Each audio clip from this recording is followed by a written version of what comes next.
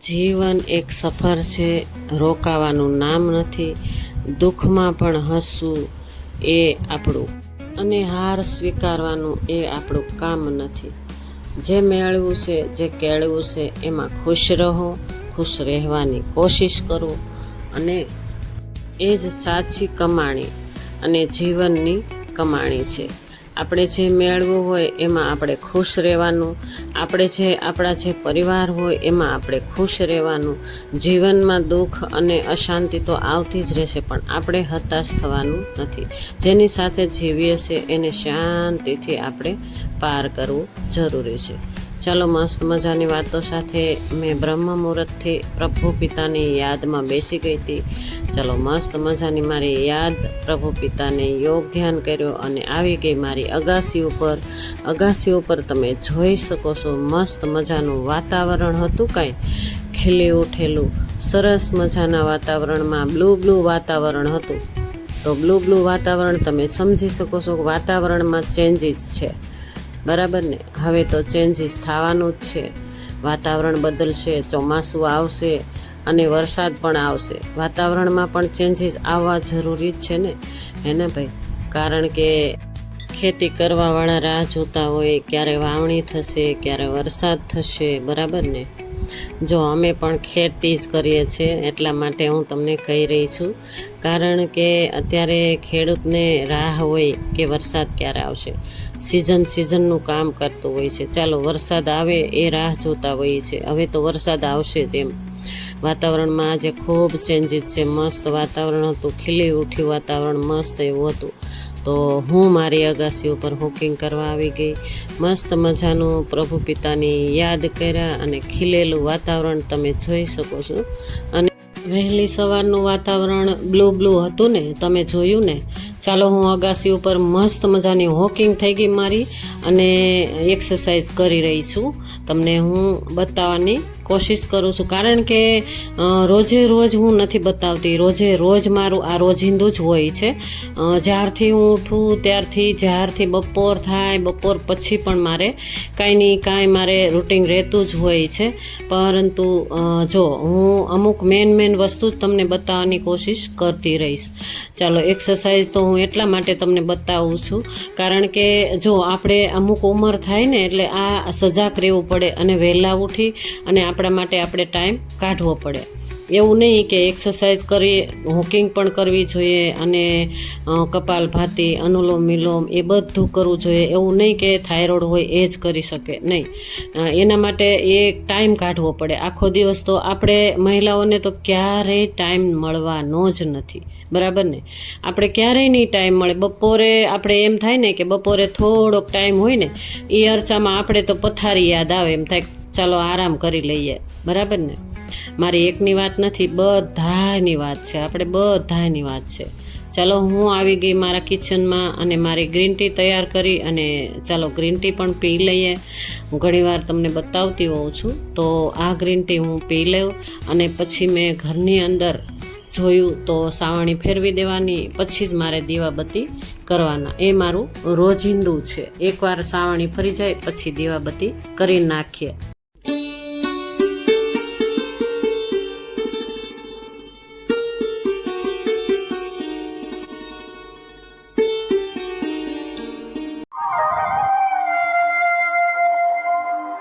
Hello my family, જય Shri Krishna, good morning. કેમ છો બધા? તમે બધા મજામાં છો? અમે પણ બધા મજામાં, કુશળ મંગલમાં છીએ. ચાલો, નવા દિવસની શરૂઆત કરી દીધી. માતાજીને દીવાબત્તી મસ્ત મજાના પોઝિટિવ થઈ ગયા, અને તમને પણ હું દર્શન કરાવીશ. જો દર્શન કરી લો માતાજી. જો મસ્ત મજાના માતાજી બિરાજમાન છે. ચાલો, માતાજીના દર્શન કરી લો બધા મારા ફેમિલી. સરસ મજાના માતાજીના દર્શન કર્યા. ફ્રૂટ્સ, ડ્રાય ફ્રૂટ્સનો ભોગ લગાવ્યો. આજે કેરી નથી લગાવી, ફ્રૂટ હતું અને ડ્રાય ફ્રૂટમાં મેં પપૈયું હતું, પપૈયાનું મેં ભોગ સ્વીકાર કરાવડાવ્યો. આજે સ્પેશિયલ મંગળવાર છે, અને જો કેરી પણ કેટલી અમારે ખરે છે. જો તમે આગળ જોઈજો, કેરી કેટલી ખરે છે ભાઈ. પવન આવે ને એટલે એટલી બધી ખરી જાય. અને આ તો જો કે અમુક તો તોડીને રાખી હતી ઉપરથી આંબેથી કાચી ઉતારીને રાખી હતી, પણ હું તમને બતાવું જો કેટલી કેરી ખરે છે ભાઈ. પવનની એટલી કેરી ખરતી હોય છે, જોઈ શકો છો તમે ફાટીને કેટલી કેરી. આમ જો ઉપરથી પડે ને એટલે આવી થઈ જાય. જો શાક હોય પણ ફાટી જાય, કેરી આખી ફાટી જાય. અને આ પણ જોઈ શકો છો તમે કેટલી ફાટી જાય. જો અને બહુ બગાડ થાય છે કેરીમાં. અને પવન પણ એવો, અને આજે વાતાવરણ પણ ચેન્જીસ છે વાતાવરણમાં. જો મેં તમને હમણાં કીધું ને કે મેં ફ્રૂટ માતાજીને સ્વીકાર કરાવડાવ્યો. આજ સ્પેશિયલ મંગળવાર છે એટલે માતાજીને અને ગણપતિ બાપાને ભોગ સ્વીકાર કરાવડાવ્યો. તો આ છે ને પપૈયું મેં લઈ આવ્યા હતા ને, તો એકની સાથે અમે ન ખાઈ શકીએ એટલે સ્ટોરેજ કરી નાખ્યું હોય એટલા માટે. ચાલો, જય શ્રી કૃષ્ણ. ચાલો, રાધે રાધે. ચાલો, આગળ તમે સાંભળ્યું એમ જો પપૈયાની મેં વાત કરીને, તો પપૈયું હજી 2 દિવસ પહેલાં જ લઈ આવ્યા છે, પરંતુ ખૂબ મોટો હતો પપૈયું, મોટું હતું. એટલે એમ થયું કે જો બધું એમ નામ રાખી દઈએ ને તો ખરાબ થઈ જાય, એના કરતાં સ્ટોરેજમાં પોલિથીનમાં મૂકી અને થોડું કાઢી અને આપણે ભોગ સ્વીકાર કરાવશું. અને પહેલાં ભોગ સ્વીકાર કરાવી લઈએ અને પછી જ આપણે ખાઈએ, બરાબર ને. તો પપૈયું લાવ્યા હતા આજે. અત્યારે ઉનાળાનું પપૈયું ન લાવવાનું હોય, પરંતુ મારા હસબન્ડને એમ થયું કે ચાલો પપૈયું સરસ જોયું ને એટલે લઈ લીધું હતું એણે. અને એ પણ 2 જ દિવસ થયા છે એટલે મેં સ્ટોરેજ કરી લીધું. જો હું કહેતી હતી ને આગળ તમને કે કેરી એટલી પડે છે. ચાલો બધા મારા યુટ્યુબ ફેમિલી કેરી ખાવા. મારા આંબાની કેરી પાકી ગઈ છે અને શાંખો હે ને એ ઉપરથી જ પાકીને હાંખો પડીને હેઠી આવે છે ને ફાટી પણ જાય છે. તો ઘણી એવી ઉતારી છે અને પકાવી છે. એટલા માટે કોને કેરી ખાવી છે મને કમેન્ટમાં કહેજો.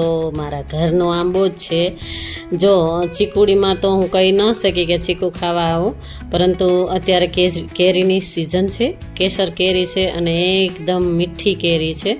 એટલા માટે હું તમને બધાને આમંત્રણ આપું છું કે મારી કેરી ખાવા આવી જાઓ. જો ઉપરથી પડીને મારે મૂકવી પડે છે. જો અને અમે બંને જણા હોઈએ એટલે અમે તો હમણાં ખાતી જ નથી કેરી.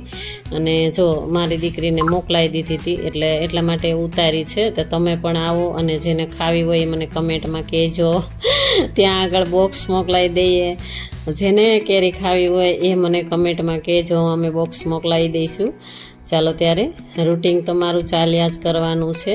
જો ફળિયું એકદમ સાફ સુથરું કરી નાખ્યું. ઘરની અંદર મેં તમને પહેલાં જ કીધું કે જ્યારે માતાજીને દીવાબત્તી કરવાના હોય ત્યારે મેં સાવણી ફેરવી નાખી હોય, અને પછી ઝાપટ મોડેકથી કરતા હોય ને ત્યારે પણ પછી કચરા પોતા થતા હોય છે. ચાલો, જો મસ્ત મજાનું ફળિયું વાળાઈ ગયું અને અગાસી ઉપર પણ મેં વાળી જ નાખ્યું હતું. તમને એ મેં નથી બતાવ્યું. અને અગાસીના દાદરા એ બધા સાફ કરી નાખ્યા. ફૂલછોડને પાણી પણ આપી દીધું હતું. જ્યારે ઉપર ગઈ ત્યારે રીંગણીને આપી દીધું હતું. અને આ ફૂલછોડને પણ વહેલી સવારે જ મેં આપી દીધું પાણી. સુકાઈ ગયું એકદમ અને મસ્ત ખીલી ઉઠ્યા. વાતાવરણ એવું છે કે બ્લુ વાતાવરણ છે. હા, હું અગાસી ઉપર ગઈ ને ત્યારે મને અલગ જ લાગ્યું વાતાવરણ. એકદમ મસ્ત વાતાવરણ, એટલે બ્લુ વાતાવરણ લાગ્યું ને તો મને પહેલાં તો એમ જ થયું કે આ વાતાવરણ કેવું છે. જોતો કેટલું મસ્ત વાતાવરણ, એટલે મને બહુ જ ગમ્યું. એમ 5:30 પોણા 6 જેવું થવા લાગ્યું હતું. અને જો ત્યાર પહેલાં હું વહેલા ઉઠીને જ મારી ઘરની અંદર બધું કાર્ય, એટલે કે પ્રભુ પિતાની યાદ પછી મેં વ્યાયામ, ઓમકારા અને પ્રાર્થના એ બધું કરી નાખ્યું હોય. અને પછી જ હું અગાસી ઉપર ગઈ હતી. થોડું જોયું તો મસ્ત વાતાવરણ હતું. ચાલો, ત્યારે હવે ફ્રીજ પણ જોઈ લઈએ. અંદર ઢળ્યા ફૂટ્યા કરતું હોય બધું. જો હમણાં જ સાફ કર્યું હતું એટલે બધું નથી કાઢતી, પરંતુ જોઈ લઈએ. અને એક ફિનાઈવાળું સેજ ફિનાઈ નાખી અને લિક્વિડ નાખી અને પોતું મારી દઈએ. ફિનાઈવાળું તો એટલી બધી ફિનાઈ નહીં નાખવાની, સેજ જ નાખવાની અને લિક્વિડ જ નાખવાનું. લિક્વિડ નાખીને પોતું મારી દેવાનું, પછી કોરું પોતું મારીને સાફ કરી નાખ્યું. ફ્રીજને પણ આવી રીતે એકાત્રે 2 દિવસે હું સાફ કરતી જ હોઉં છું અને બધા વાસણ કાઢીને ક્યારેક કરી નાખતા હોઈએ. ચાલો ત્યારે શું બનાવશું, રસોઈનો ટાઈમ થઈ ગયો હતો અને રસોઈમાં તો મારે દહીં જ વઘારવાનું છે. મારા હસબન્ડ ઘરે નથી. એ ગઈકાલના તમે બ્લોગમાં જ જોયું, મેં ટિફિન કરી દીધું એટલે જતા રહ્યા હતા. આજે પણ સાંજે આવશે, ત્યારે બપોરના નથી આવવાના. એટલા માટે મારે એકલીને જમવાનું હતું એટલે મસ્ત રસોડું ક્લીન થઈ ગયું અને પછી મેં રસોઈ કરવા લાગી ગઈ. આ સમયે દહીં વઘારી નાખ્યું અને જુવાર અને મકાઈનો રોટલો કરી નાખ્યો અને આપણા રામ બેસી ગયા જમવા. ચાલો બધા જમવા. હાલો માય ફેમિલી, દહીંની કઢી, કાચી કેરીનું સલાડ અને જુવાર મકાઈનો રોટલો. ચાલો મારી સાથે જમવા. ચાલો જોઈ લઈએ એમ છે, ગરમા ગરમ જમવાનું છે. ચાલો આપણે રામ એકલા છીએ એટલે મેં દહીં વઘારી નાખ્યું આ સમયે અને 12:30 વાગી ગયા હતા. હવે જમી લઈએ આપણે. અને આજે તો બધું કામ કમ્પ્લીટ કરી દઉં. અત્યારથી તો બધું કામ કમ્પ્લીટ. ચાલો જમી લઈએ પછી ચાલો જમવા મારી સાથે. એક નંબર દહીં વઘાર. મને છે ને દહીંની કઢી બહુ જ ભાવે. મારા હસબન્ડને એ નો ભાવે એટલે એ ગયા વાડી, એટલે આપણે બીજું કાંઈ ન ખાઈએ. એકલા હોય ને દહીં વઘારી નાખવાનું અને ત્યાં મીઠા તીખા ભાત કરી નાખવાના. મીઠા ભાત ઓછા હોય, તીખા ભાત હોય અને કાં ખીચડી, સાદી ને સિમ્પલ ખીચડી કરી નાખવાની. મેં ચલાવી દઈએ હે ને. ચાલો બહુ ગરમી છે. ચાલો જય શ્રી કૃષ્ણ, રાધે રાધે. ચાલો ત્યારે મેં કીધું એમ ખૂબ ગરમી છે તે બધા પોતપોતાનું ધ્યાન રાખજો, પાણી ઘટવા ન દેતા શરીરમાં. ચાલો આજનું રૂટિંગ અને આજ બપોર સુધીનું રૂટિંગ મારું આવું રહ્યું. તમને કેવું લાગ્યું? તમને જો સારું લાગ્યું હોય તો લાઈક, શેર અને સબસ્ક્રાઈબ કરજો અને નવા છો તો એક સબસ્ક્રાઈબ કરીને જ જાજો. ચાલો જય શ્રી કૃષ્ણ.